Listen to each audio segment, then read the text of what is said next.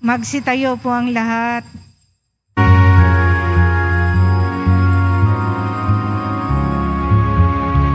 Si San Juan Bautista, martir na dakila, sapagkat ipinahayag niya ang mabuting balita. Magsisi Israel, ang salay itanggi, si Kristo'y iyong ibigin at lagi mong sundin.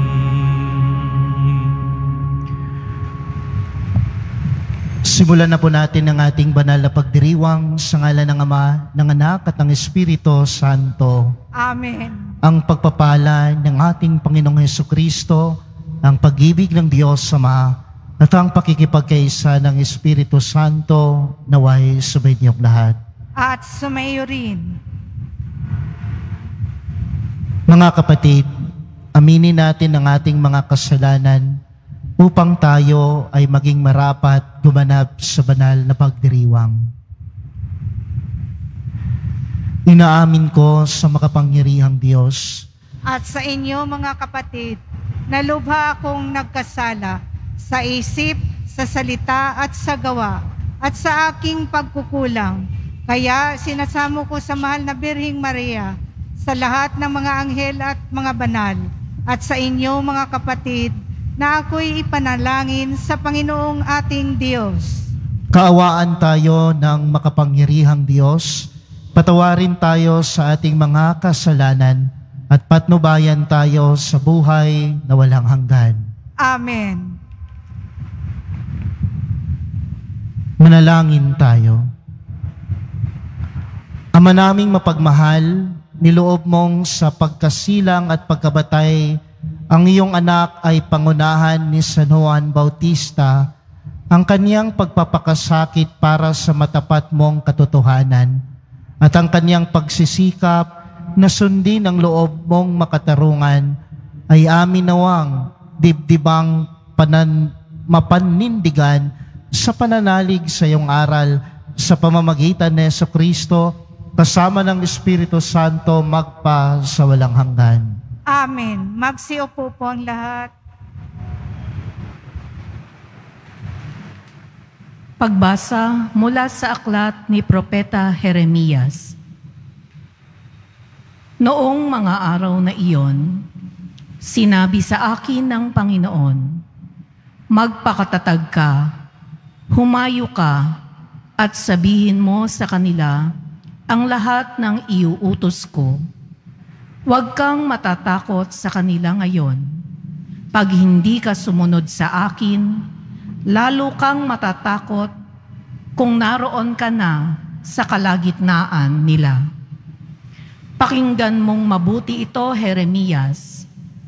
Ang bawat isa sa lupaing ito, ang mga hari ng Huda, ang mga pinuno, ang mga saserdote, at ang buong bayan ay sasalungat sa iyo.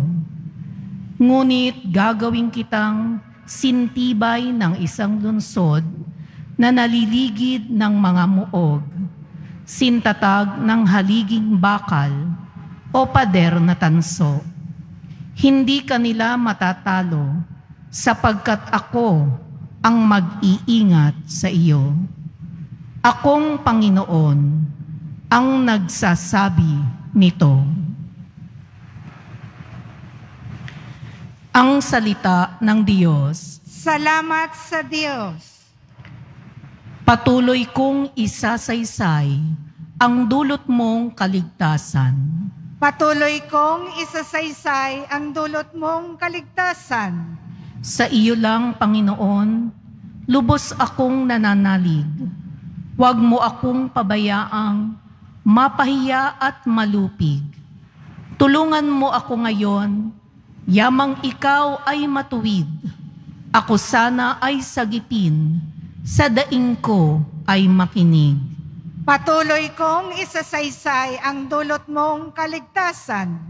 Ikaw nawa ang muog ko, at ligtas na kakanlungan, matatag na kublihan ko at matibay na sanggalang.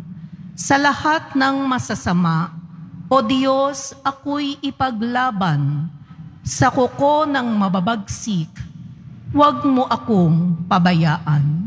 Patuloy kong isasaysay ang dulot mong kaligtasan. Panginoon, sa iyo ko inalagak ang pag-asa. Maliit pang bata ako, sa iyo'y may tiwala na.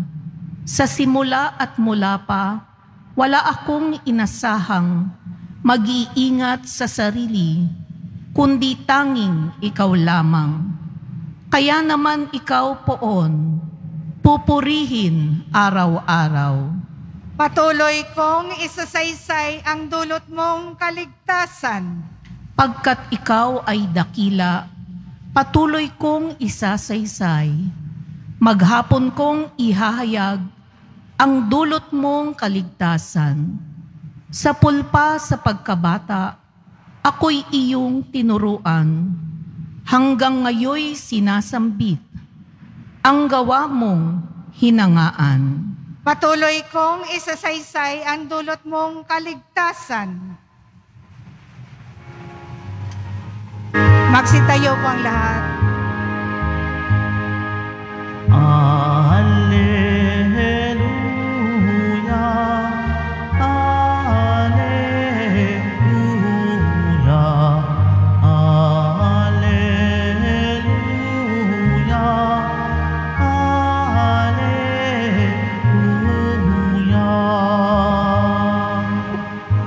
Mapalad ang inuusig sa gawang puspos ng bait, pagkat may kakamting langit. Alleluia, alleluia, alleluia, alleluia.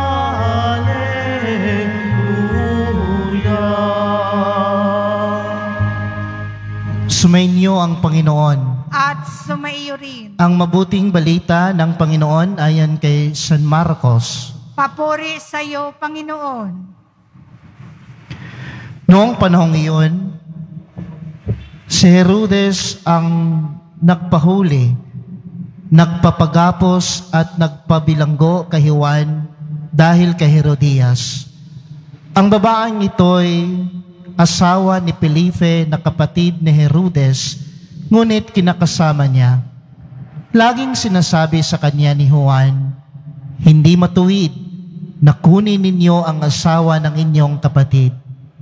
Kaya't si Herodias ay nagkimkim ng galit kay Juan. Hinangad niyang ipapatay ito, ngunit hindi niya magawa sapagkat natatakot si Herodes kay Juan.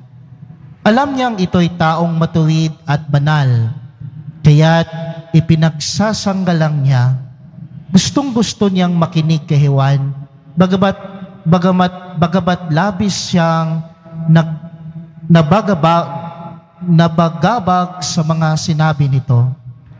Sa wakas ay nagkaroon ng pagkakataon si Herodias nang anyayahan ni Herodes sa kanyang kaarawan ang kanyang mga kagawad, mga pinuno ng hukbo at ng mga pangunahing mamamayan ng Galilea. Pumasok ang anak na babae ni Herodias at nagsayaw. Labis na nasiyahan si Herodes at ang kanyang mga panauhin. Kaya't sinabi ng hari sa dalaga, "Hingin mo sa akin ang anumang ibig mo at ibibigay ko sa iyo." At naisumpa pa niyang ibibigay kahit ang kalahati ng kanyang kaharian kung ito ang hihilingin. Lumabas ang dalaga at tinanong ang kanyang ina, "Ano ang hihingin ko?" "Ang ulo ni Juan Bautista," sagot ng ina. Dali-dali ang nagbalik ang dalaga sa kinaroroonan ng hari. "Ang ibig ko po'y ibigay ninyo sa akin ngayon din sa isang pinggan ang ulo ni Juan Bautista.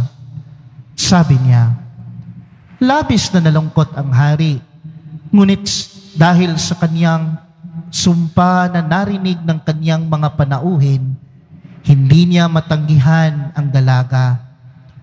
Kaagad niyang iniutos sa isang bantay na dalhin sa kanya ang ulo ni Juan. Sumunod ang bantay at pinugutan si Juan sa bilangguan. Inilagay ang ulo sa isang pinggan at ibinigay sa dalaga. Ibinigay naman iyon ng dalaga sa kanyang ina. Nang mabalitaan ito ng mga alagad ni Juan, kinuha nila ang kanyang bangkay at inilibing. Mga kapatid, ang mabuting balita ng Panginoon. Pinupuri ka namin, Panginoong Hesukristo. Magsiupo po ang lahat. Ngayong araw pong ito ay ating ginugunita ang pagpapakasakit ni Juan Bautista. While I was reflecting the gospel, ng ebanghelyo natin ngayon, natanong ko sa sarili ko, ano kaya ang malalim na dahilan why we refuse sometimes to correct or to rectify our brothers and sisters? Ano kaya ang isa o mga iilang dahilan kung bakit tayo ayaw natin o hinahayaan natin na i-correct natin yung mga kapatid natin, yung kapwa natin? Alam naman natin na masama yung ginawa niya. Alam naman natin na hindi kaaya-aya yung ginawa niya. Alam naman natin na hindi mabuti ang ginawa niya. Pero minsan, nagtitikong big-big tayo at hinahayaan na lang natin. Diba? Meron tayong minsan sinasabi natin, kapag may nakita tayong masama, may nakita tayong hindi mabuti, hayaan na lang para wala ng gulo. Hayaan na lang. Kasi kung sabihan natin, baka magtampo o di kaya magalit, di ba? Ay, hayaan mo na lang yung kapatid mo. Hayaan mo na lang yung papa mo. Hayaan mo na lang yung mama mo na magsugal. Hayaan mo na lang yung papa mo na ganyan yung ginagawa. Kaysa naman yung pamilya natin magkawatak-watak. Kaysa naman yung pamilya natin ay magkasira-sira tayo. Hayaan mo na lang yung lupa. Kung sa kanya pa talaga yan, no? Wag na lang tayong makisali. Wag na lang nating makisali tayo sa away. Sa kanila na lang yan. Kasi gusto ko na mamuhay tayo ng mapayapa na malayo sa gulo, no? Malayo sa alitan, malayo sa inisan, no? Ganyan. 'Di ba? And then back to the question, why we refuse sometimes to correct or to rectify our brothers and sisters? Precisely because while I was reflecting the gospel, siguro yung sagot sa tanong is takot tayo, ayaw natin ng gulo, at minsan hinahayaan na lang natin para walang gulo, para hindi na magkainisan. And then, kung yan yung sagot natin, tatanungin ulit natin ang ating sarili, tama ba yan? Mali ba yan? Tama kaya yung ginawa ko na hinayaan ko na lang? Tama kaya yung ginawa ko na dahil sa rason ko na hindi na kami magkaalitan, hindi na kami magkainisan, hindi na siya magalit sa akin, hahayaan ko na lang ba? Tama kaya yung ginawa ko? At minsan nakukonsensya tayo, no? Right after ng yung mga bagay na mali na hinahayaan natin. Minsan naiinis tayo sa sarili natin, sana sinabi ko yon, sana inano ko yon, no? Pinagsabihan ko yon. Tingnan mo tuloy yung nangyari sa kanya, napasama tuloy siya. Tingnan mo tuloy yung nangyari sa kanya, hindi siya napabuti. Tingnan mo yung tuloy yung nangyari sa kanya dahil hindi ko pinangaralan, dahil natakot ako na baka magalit siya at mainis siya, nagpariwara tuloy ang buhay niya. Yan. Back to the question, minsan, sasagot tayo, mali yata yung ginawa ko. Sana pinangaralan ko. Sana tinuwid ko yung nakita kong mali. Di ba? Kaya minsan napapatanong tayo, tama ba ito? Mali ba tayo? Di ba? Kasi hinayaan natin. May mga bagay na hinahayaan natin sa kapwa natin na ayaw nating i-correct, ayaw nating punain, ayaw nating sabihan, kasi nga natatakot tayo na baka magkagalit at magkasiraan. Pero ang resulta naman ay napabayaan niya ang kanyang buhay. Di ba? Alam niyo sa ating ebanghelyo ngayon, the starting point of the suffering of Saint John the Baptist when he correct King Herod. No? Yung pinagsabihan niya, yung pinuna niya ang maling gawa ni Herod, ni King Herod, ni Haring Herod at ni Herodes na magsama sila sapagkat itong si Herodias ay asawa ng kapatid ni Herod na si Felipe. Mali naman talaga. And yet yung starting point, wala pa naman tayo ng siwan. Sa binasang gospel natin ngayon, ang pagpapakasakit ni San Juan, napatanto ko na nag-start doon yung pinuna niya ang hari na mali ang ginawa niya. Ganun naman tayo, di ba? Minsan yung starting point na nagkakainis tayo, naiinisan tayo, yung simula na yung root cause na kung bakit nagalit tayo, nagalit yung kapwa sa atin, kapatid natin, ewan ko ba, etc., etc., dahil pinuna natin. Tama, di ba? Pero yung pagpuna naman natin, yung pangaral naman natin, ay para naman sa kanila, para naman sa kanya. Tama naman yun. Tatakot tayo, pero yung resulta, maganda. Nagagalit siya, naiinis siya, pero mapatanto niya, tama pala. Kung hindi ako pinangaralan, kung hindi ako sinabihan ng magandang salita ng kaibigan ko, ng magulang ko, ng kapwa ko, baka ganito na yung buhay na ko ngayon. Kahit na minsan, hindi maganda ang resulta, pero tama ang ginagawa natin. At huwag tayong matakot, huwag tayong mag-alinlangan, at higit sa lahat, huwag tayong mapagod na pangaralan ang kapwa natin na alam naman natin na mali ang nakikita natin sa Kanya. Diba? At tayo din na mangaral ay dapat bago tayo mangaral sa sarili din natin, tingnan din natin, di ba? Ito bang sinabi nating maganda ay isinasabuhay ba natin? Si Juan, bago siya mangaral, isinabuhay niya ang kanyang sinasabi sa hari. Isinabuhay niya ang kanyang sinasabi. Ganon din tayo sa buhay natin. Huwag tayong mapagod. Huwag tayong mag-alinlangan na mangaral at ituwid ang mali at baluktot na nakikita natin sa ating kapwa. Kasi balang araw, naiinis man siya ngayon sa iyo, nagagalit man siya sa iyo ngayon, pero balang araw, pasasalamatan ka rin niya. Kaya mga kapatid, sa panawagan ng ating ebanghelyo ngayon, huwag kang mapagod na mangaral. Huwag kang mapagod na pagsabihan ang kapwa mo na mali man ang nakita mo sa kanya. Sapagkat, uulitin ko po, ngayon, galit-galit yan. Ngayon, naiinis yan. Ngayon, hindi kanya kinikibo. Pero balang araw, magpapasalamat din yan sa iyo. Hintayin mo ang araw na yan. Muli, huwag kang mapagod na mangaral.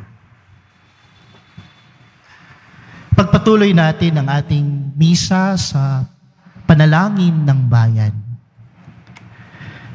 Minamahal kong mga kapatid, marami ang nagpapatotoo sa kanilang pananampalataya sa pamamagitan ng kanilang buhay dahil sa pagkabatid natin ng ating misyon sa mundo ay maging mga propeta, manalangin tayo sa ating mapagmahal na Ama na gawin tayong tapat sa ating bukasyon. Sa bawat panalangin ng ating itutugon, sumaamin nawa ang iyong lakas, Panginoon.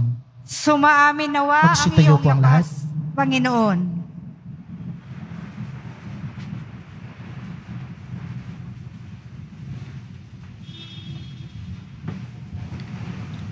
Ang simbahan naway may tapang natuparin ang kanyang propetikong misyon na ipahayag ang ebanghelyo ng walang takot o kompromiso Manalangin tayo. Sumaamin nawa ang iyong lakas, Panginoon. Ang mga naglilingkod sa pamahalaan, naway magkaroon ng budhing matatag na nakabatay sa katapatan at moralidad. Manalangin tayo. Sumaamin nawa ang iyong lakas, Panginoon. Ang ating pamayanan naway manindigan at magsalita para sa katarungan at dignidad ng tao. Manalangin tayo. Sumaamin nawa ang iyong lakas, Panginoon. Tayo naway hindi panghinaan ng loob dahil sa mga pagsubok sa buhay, bagkus higit na maging matatag sa pananampalataya sa pamamagitan ng mga ito. Manalangin tayo. Sumaamin nawa ang iyong lakas, Panginoon. Ang mga nasa bingit ng kamatayan, naway pukawin ng sigla ng pangaral at halimbawa ni San Juan Bautista. Manalangin tayo. Sumaamin nawa ang iyong lakas, Panginoon.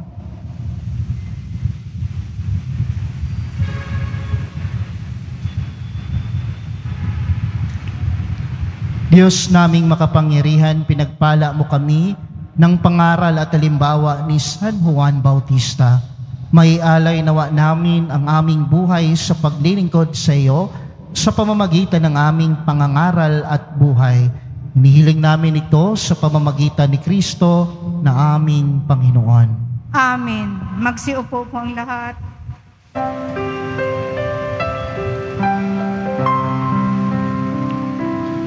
Itong alak at tinapay ay handog sa'yo, Ama. Ito'y bunga ng aming gawang iyong pinagpala. Sumasamo ang iyong balang, tanggapin iyong basbasan nang sa amin maging tunay na katawan, dugo ng iyong anak.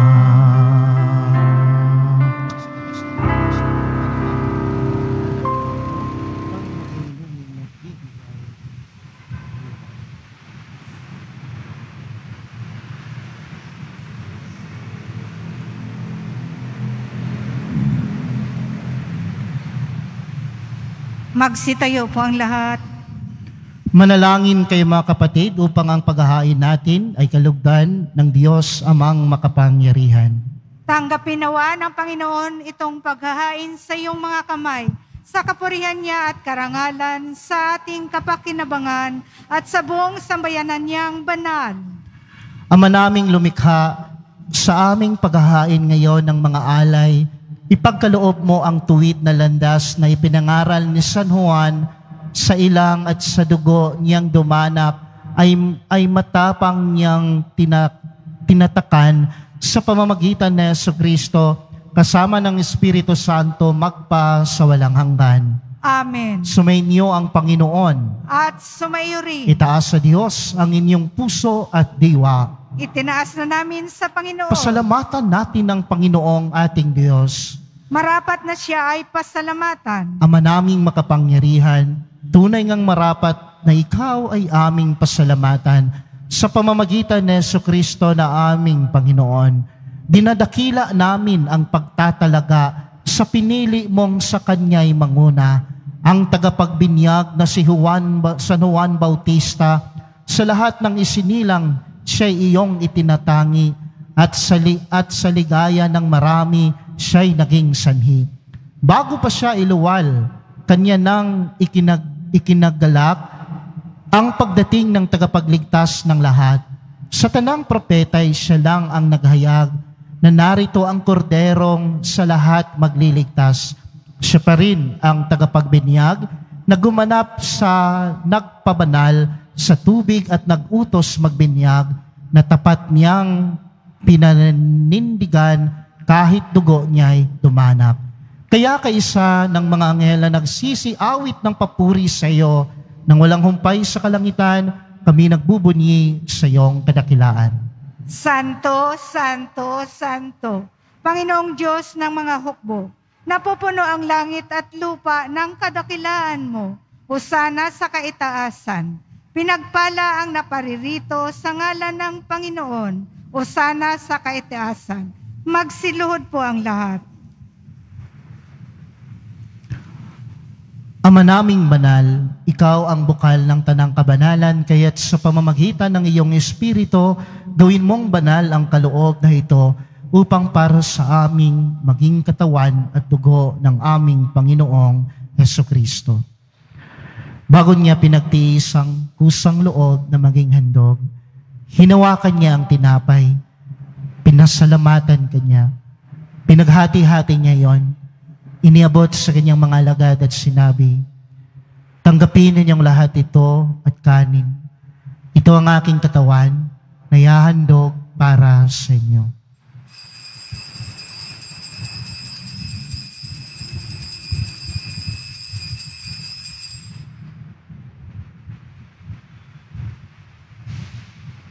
Gayon din naman, nung matapos ang hapunan, hinawakan niya ang kalis. Muli kanyang pinasalamatan. Iniabot niya ang kalis sa kanyang mga alagad at sinabi, tanggapin ninyong lahat ito at inumin. Ito ang kalis ng aking dugo, ng bago at walang hanggang tipan. Ang aking dugo na ibubuhos para sa inyo at para sa lahat sa kapagpapatawad ng mga kasalanan. Gawin ninyo ito sa pag-alala sa akin.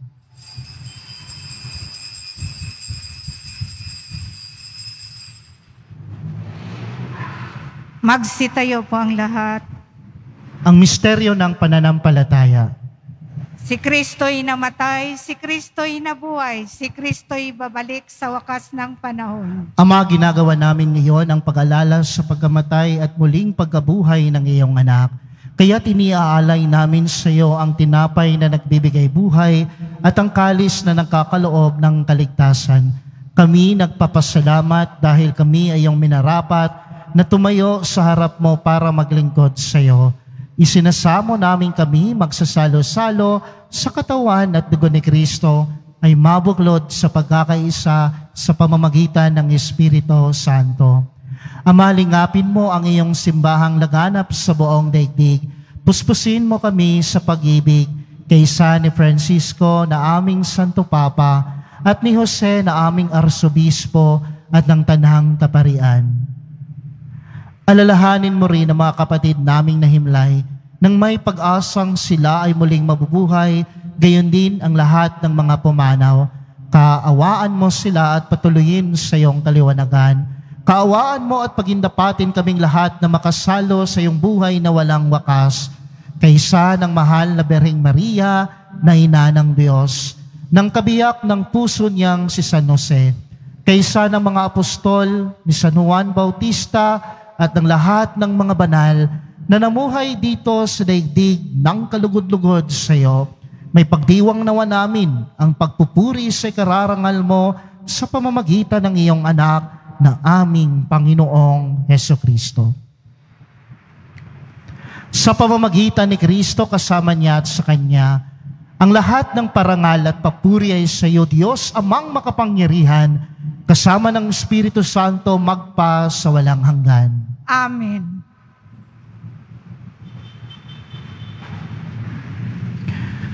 Sa tagubilin ng mga nakagagaling na utos sa turo ni Jesus na Panginoon natin at Diyos, ipahayag natin ng lakas loob.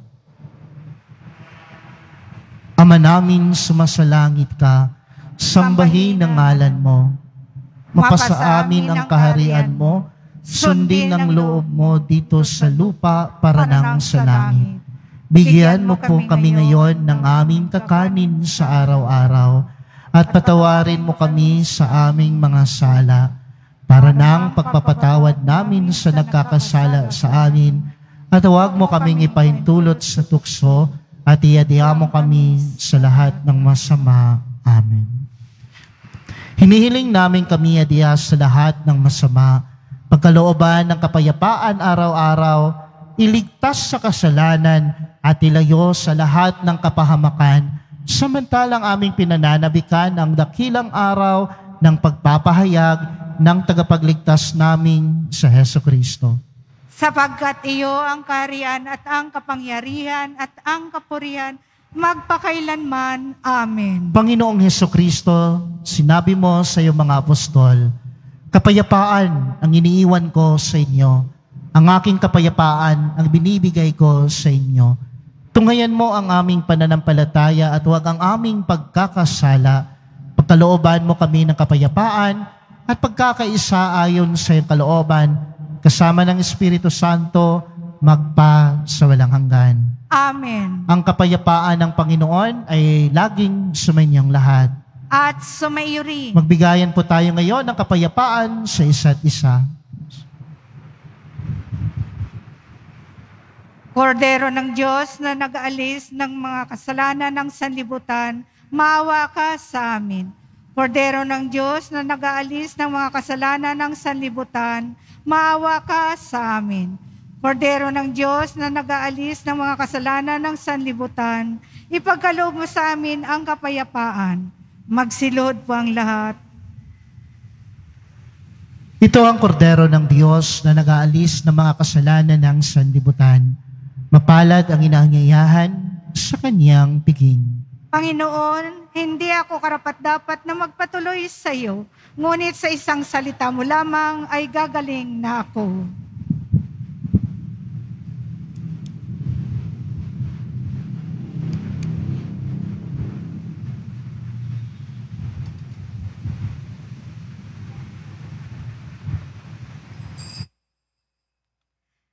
Para sa lahat ng tatanggap ng banal na komunyon, sasagot po tayo ng amen. Pagkasabi ng pari o ng lay minister ng katawan ni Kristo, at isubo agad sa bibig bago umalis sa harapan ng pari o lay minister. Sumunod po tayo. Maraming salamat po.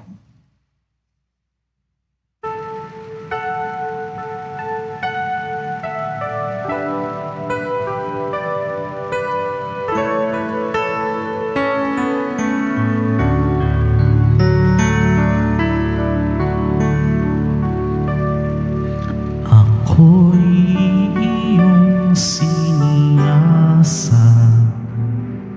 batid mo ang aking buhay. Upoon ang lahat kong lihim, ay tiyak mong nalalaman ang lahat ng gawain ko. Sa iyo'y hindi lingid, kahit ikaw ay malayo. Batid mo ang aking isip, kahit ikaw ay malayo. Batid mo ang aking isip.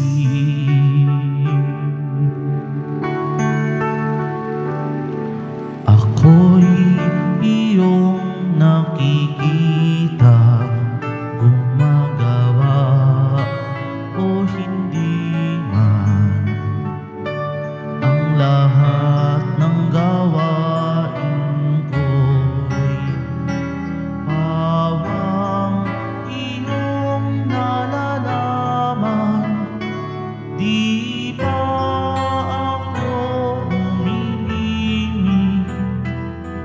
Yaong aking sasabihin, alam mo ng lahat iyon. Lahat ay hindi malilihim. Alam mo ng lahat iyon.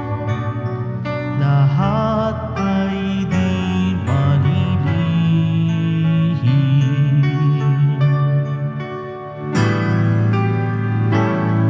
At kung ako'y makalipad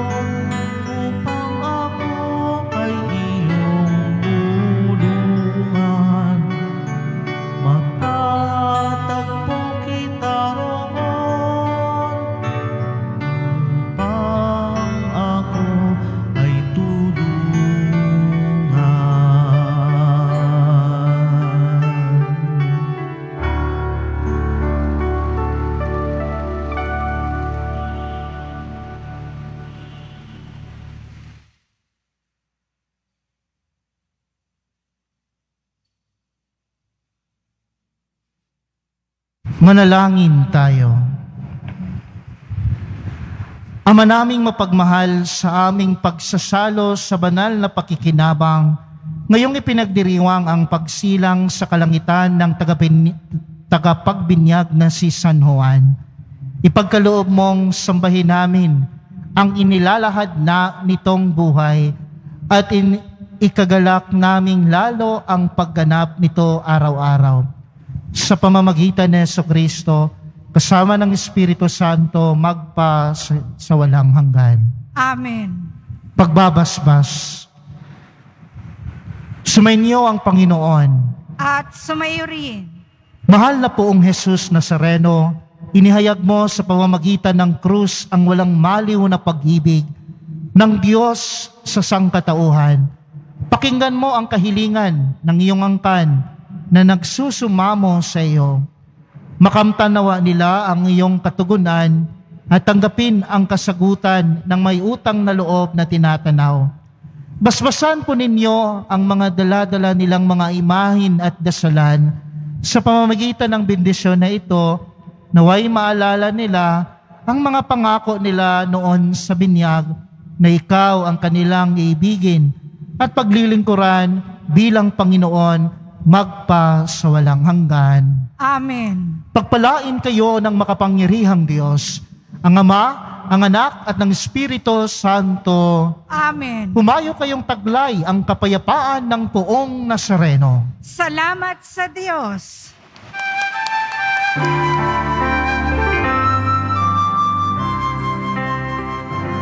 Nuestro Padre Jesus Nazareno, sinasamba ka namin, pinipintuho ka namin, aral mo ang aming buhay at kaligtasan. Nuestro Padre Jesus Nazareno, iligtas mo kami sa kasalanan. Ang krus mong pinamatayan ay sagisag ng aming kaligtasan.